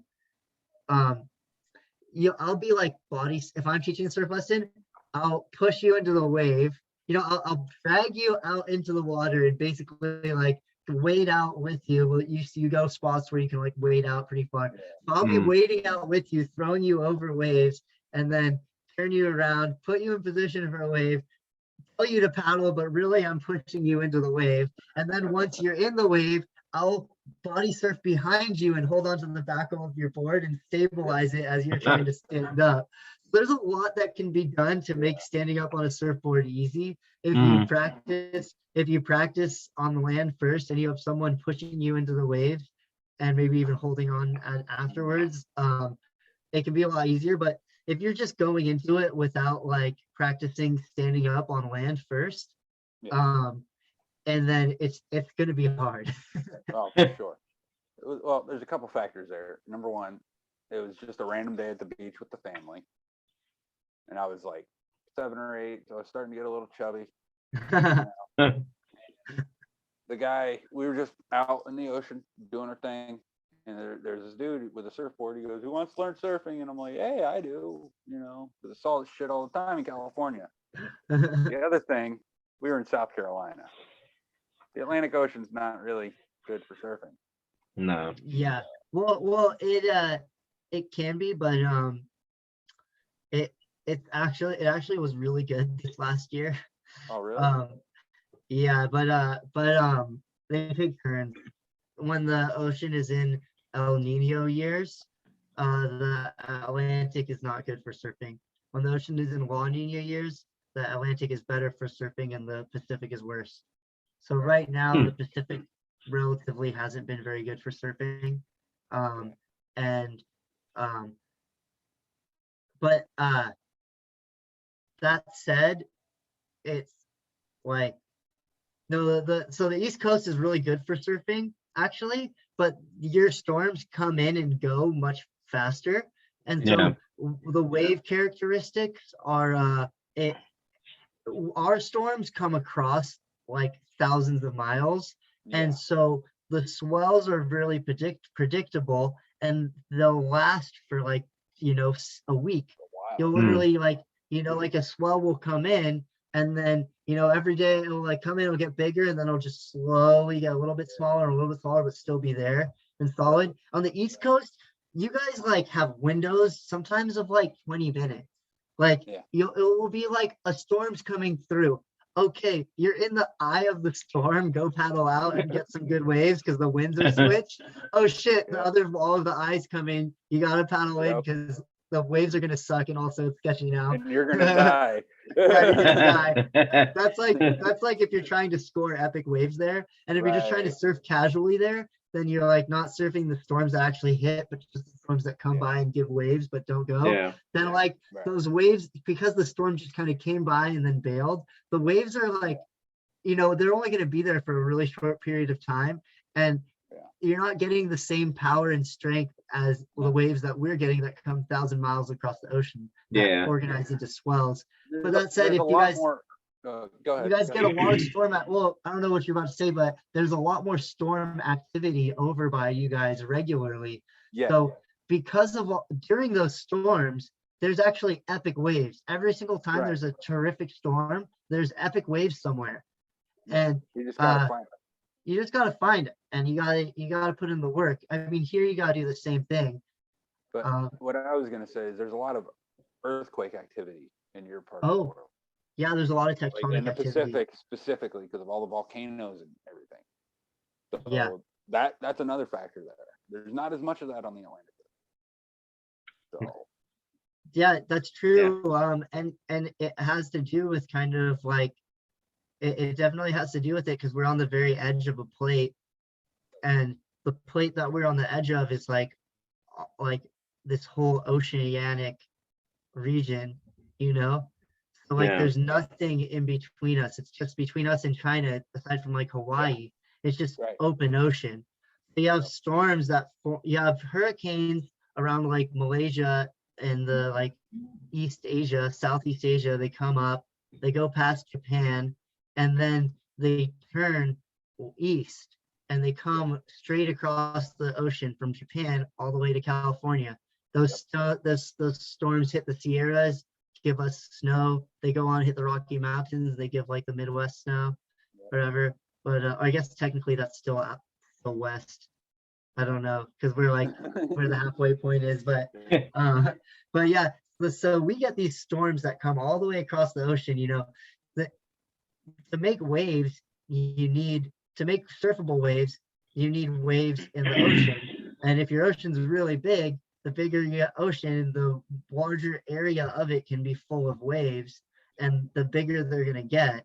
And so they'll just you come know, in at the land. yeah. So you know, I'm like a home taught meteorologist. I'll be like following storms, and I'll be like, okay, it's at this like this latitude and this longitude, and the seas are like 50 feet, and you know, it's like right over Hawaii right now, almost on the date line, and then you're like, okay, like that means that those 50-foot seas are gonna be like fucking 4 to 6 foot seas that hit us in this many days later. And then those 4 to 6 foot seas, when they like swells, when they come and they hit reefs, they can turn into like 12-foot waves. Yeah. So what's the biggest wave you've ever ridden? Like probably like in the like 15-foot range. Wow. Yeah. Wow. Crazy. It's waves. The thing is waves have a lot of power, and waves have or sorry, so different waves break differently. All big waves have power, obviously, but like when you have a big wave that just rolls, it kind of crumbles through, or it starts to barrel, like the top of the wave starts to throw forward, but not enough for you to like get inside of it. Right. That's like a more crumbly wave, you know, it just throws and then crumbles. Yeah. That's got a certain amount of power. When you have a wave that can barrel, that can throw forward, when it breaks, the top of it throws forward so far that you can stand inside of it. I mean, like a tube. that's to get a proper tube, that's a ton of energy. And so like in a 6 foot tube, 6 to 8 foot tube, I mean, think about the room that you're standing in right now is an 8 foot tall. So a wave to make it an 8 foot tall tube has to, you know, it has to be like twice as big as that, and then it like folds over in half kind of, or it pitches up, it jacks up to like the wave will be like a 6 foot swell, and then it will hit the reef, it'll hit whatever it's breaking on, the shallower water coming out of the ocean, hits the shallower water, and that 6 foot swell will like trip up and double and triple up on itself, and all of a sudden it's like for a split second it's like massive, and then it breaks over, and that's like an 8 foot barrel. So it's like, it's like a. That was always the coolest part of surfing. Yeah, when they would get. It is the coolest part. You're just riding the wave. Fucking amazing, bro! It's the sickest thing ever. It's like it's beautiful. Like it's a beautiful thing to see. Gorgeous. It's gorgeous. it's Yeah, like but it's man powerful. and nature colliding in a way that they really shouldn't be. Yeah, They yeah. but man No, has no. found a way to like harness nature. When and have you're fun. learning how to get barreled, like that's the thing is when you are on the part of the wave where it's barreling, everything in your brain says jump off now. Yeah. Like don't like get enclosed by this thing. Like your instincts are just telling you to bail. So like you when you learn how to get barreled, first of all, it takes really good waves to get barreled. So you're only getting the opportunities to Not periodically. very often. Whenever you do, you go as hard as you can. But if you're learning and you're not used to it, like you're paddling into waves, riding it getting into the barrel, and then jumping off. Or Right. the hardest 'Cause thing it's is just once you, instinct. yeah, because instinct, and then also you're running out of breath, so you have to breathe. You have to think about your breathing if you're Figure out really a way to riding through the control it, barrel, because if you just drop in and then this moment the wave barrels over you, you're like, holy fuck, you kind of start holding your breath without realizing it. Yeah. It's really, you need to continue your breathing, and you kind of, as you flow through the barrel, you want to time your pumps, you want to time your breath. You got to with get your over that movement. initial shock. Yeah. And it's like, cool, you try to like breathe in and expand and like lift your arms up, and you kind of like pump up, and then you get up and then you kind of breathe out and kind of compress. So you kind of, your whole body and your whole flow goes through with it. But yeah, it's everything in your brain and instincts are telling you to bail now. And so, but what happens is then you bail, and that's the worst place to bail, because the earlier part of the wave is when it has the most power, and it just started barreling. Right. So No. yeah. Oof. Right. But how stoked were you the first time you barreled? Exactly. Oh, dude, ridiculously It's kind of like playing your first show. And And it goes for sure. extremely well. You're just, that adrenaline's Yeah. got to be fucking sky high. Dude, it's amazing. You just want more. Yeah, it's a high that you'll never get anywhere else. Yeah, no doubt about that. Like, I compare it to riding a roller coaster, because I'm an adrenaline junkie in that sense. Like, I love it feels like that with your like heart in your throat too. Yeah. That I can weightless, imagine. that weightless feeling when you're dropping down a roller coaster, it's the same feeling when you're dropping down the wave. When you're in the barrel, you're kind of like perpetually dropping down the wave. Right. So it's just like a series of drops. Yeah, well, when you think about it, when the wave, the water's lifting up. Right. So if you're in the barrel, like sure you move around inside the barrel a bit, but like overall you're in this one kind of pocket within the wave is where you're riding. So if you're staying in one place on a wave, the water is going up, so you're dropping down. Right. If you look at from an engineering standpoint, like you have to have your acceleration in the Z downward direction has to be equal to the upward acceleration of the wave in the opposite Z direction, in order for you to stay stationary in that spot.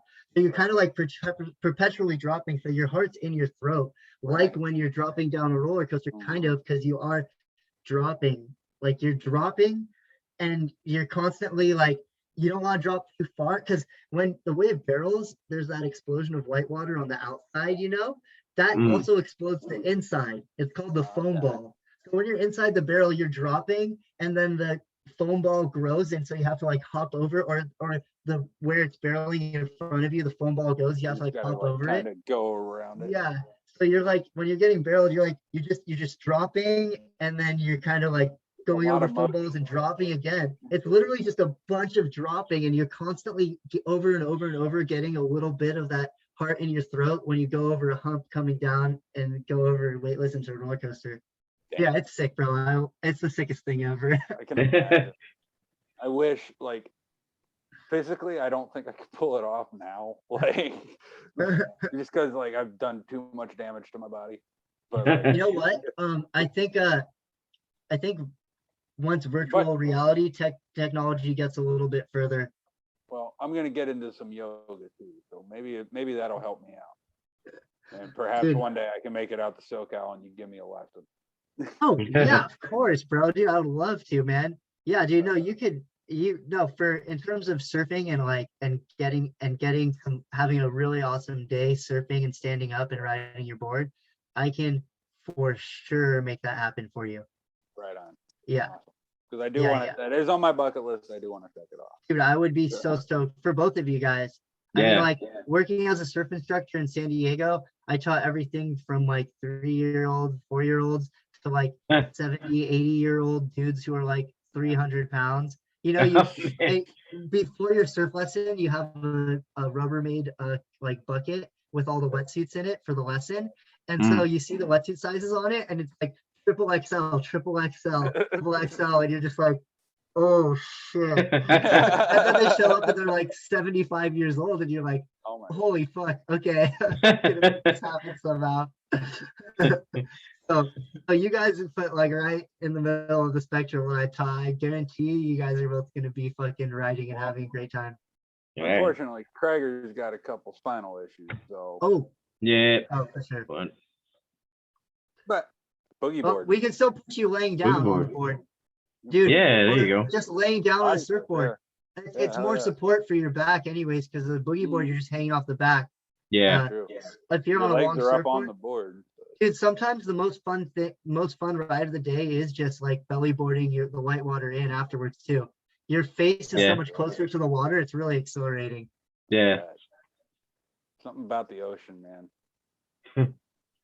Yeah, dude, you guys, it's epic. You guys, and the ocean out here is a haven't- lot more friendly. I haven't There's a been lot to more- the Pacific in almost 30 years. Yeah, well, it's overdue, It's well overdue. Well, long overdue. overdue. But man, we got a surfing lesson today, Krager. Yeah. Oh We had a yeah, lot of dude. lessons today. Dude, man, this is. I can't thank you enough. We're gonna go ahead and cut to another break, and then when we come back, we'll go ahead and do a wrap-up segment. Dope. The signal goes out. An intruder has been spotted at Wayne Manor. Down in the Batcave Command Center, it's time for Gotham's greatest hero, Batman returns. Not a bad nest. Batman makes a crashing entrance and sends the Penguin flying back to his Arctic hideout. Without warning, Batman appears. Surprise, Penguin. Pity penguins can't fly. Batman returns. Batcave Command Center and figures sold separately. Some assembly required. It's the greatest thinking. Make 'em, take 'em to the factory. Smash 'em, now they can study. A little, and now you're a little out of shape. That's the way you do it when you play the Grape Escape. The Grape Escape game. Race through the crazy jam factory without getting sliced, or smashed, or mushed. Hey, this is fun. I'm almost done. Maybe you won't run out too late. That's the way you do it when you play the Grape Escape. All right, so Suri, what's next for Wanted Noise? Well, we got a show coming up on Saturday over in LA, and we're playing at the Mint. So definitely stoked for that. About to head Got a out lot to, of friends in that area too. So. dude, that's so- what's up. Yeah. About to head out to band practice to get ready for that show. So we're super psyched. We're our friends Thread the Lariat. They're a band that practices at the same rehearsal space as us. and they set up this show. They're super dope. Definitely check out Thread the Lariat. They got like a fucking really badass rock kind of punk style. They're kind of remind me of like Circa Survive in terms of like just being really locked in and like kind of pretty and like sparkly, but still like rock. And but they're heavier, but they're not, the singing isn't as like, the singing is more rock than Circa Survive. It's not like the super high pitched voice. Not Anthony but- Green, yeah. Yeah, but the vocals are really dope as well. And it's just a really cool, they're sick. So yeah, really stoked for them. It's kind of an early show, so it's like the doors are at 7:30. They play at 8:15. We play at 9. So yeah, I'm psyched. I've got some LA friends coming out. Hopefully, Right. bringing a little bit of mosh pit energy or some shit. It should be pretty sick. Yeah, it's at the Mint, which I haven't been to, but I heard it's a super cool venue over there. It's like by Hollywood on the maps, and yeah, I'm really hyped for it. It's gonna be sick. But yeah, so we got a show coming up on Saturday. Then we got our album Next Generation. It's coming out 2 weeks from today. It's coming out on March 22nd. And then we've got a music video for the first song on that album premiering on our YouTube page on March 29th.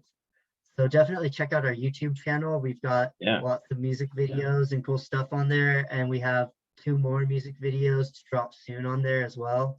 So yeah, I just definitely shout out our YouTube channel, Wanted Noise YouTube channel, and keep an eye out for shows. We have a live stream on April 16th as well. So that's going to be sick. I'm really stoked. They have this guitar studio called Wildcat Guitars, and Escondido has been just doing this for a lot of the local bands. So they reached out to us and offered us a session there. So we're stoked on that. Awesome.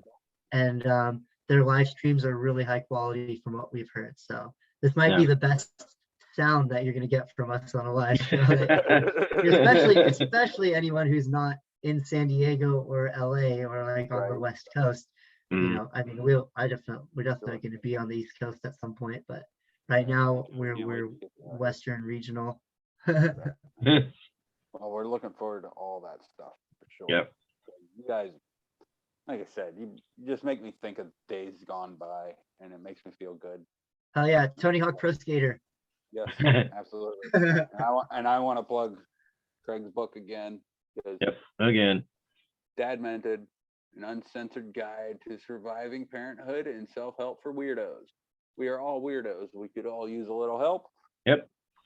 So, $10 for a paperback, $5 for the Kindle. It's not a very long read at all. Go ahead and pick you up a copy. We also want to promote our contest that we're having. We're having a bunch of giveaways for our 420 episode. Yep. So please like, comment, subscribe, do whatever you got to do. There's a promotional video on our Facebook page from our buddy Craig Lewis, Gregorio. And he's giving away one of his books. If you find that video on our Facebook page, just like it and then comment that video and then comment on your favorite YouTube video on our channel. So that's all you got to do. It's super simple. That's all you got to do. It's going to be drawn at random. You guys are going to get some free stuff from various people, us included. So we're working on getting some merch. And I got a bunch of stickers I can throw in. So we're good. We are golden. But yeah, Wanted Noise. Check them out. You can find them on Spotify. And where else can we find you, bud?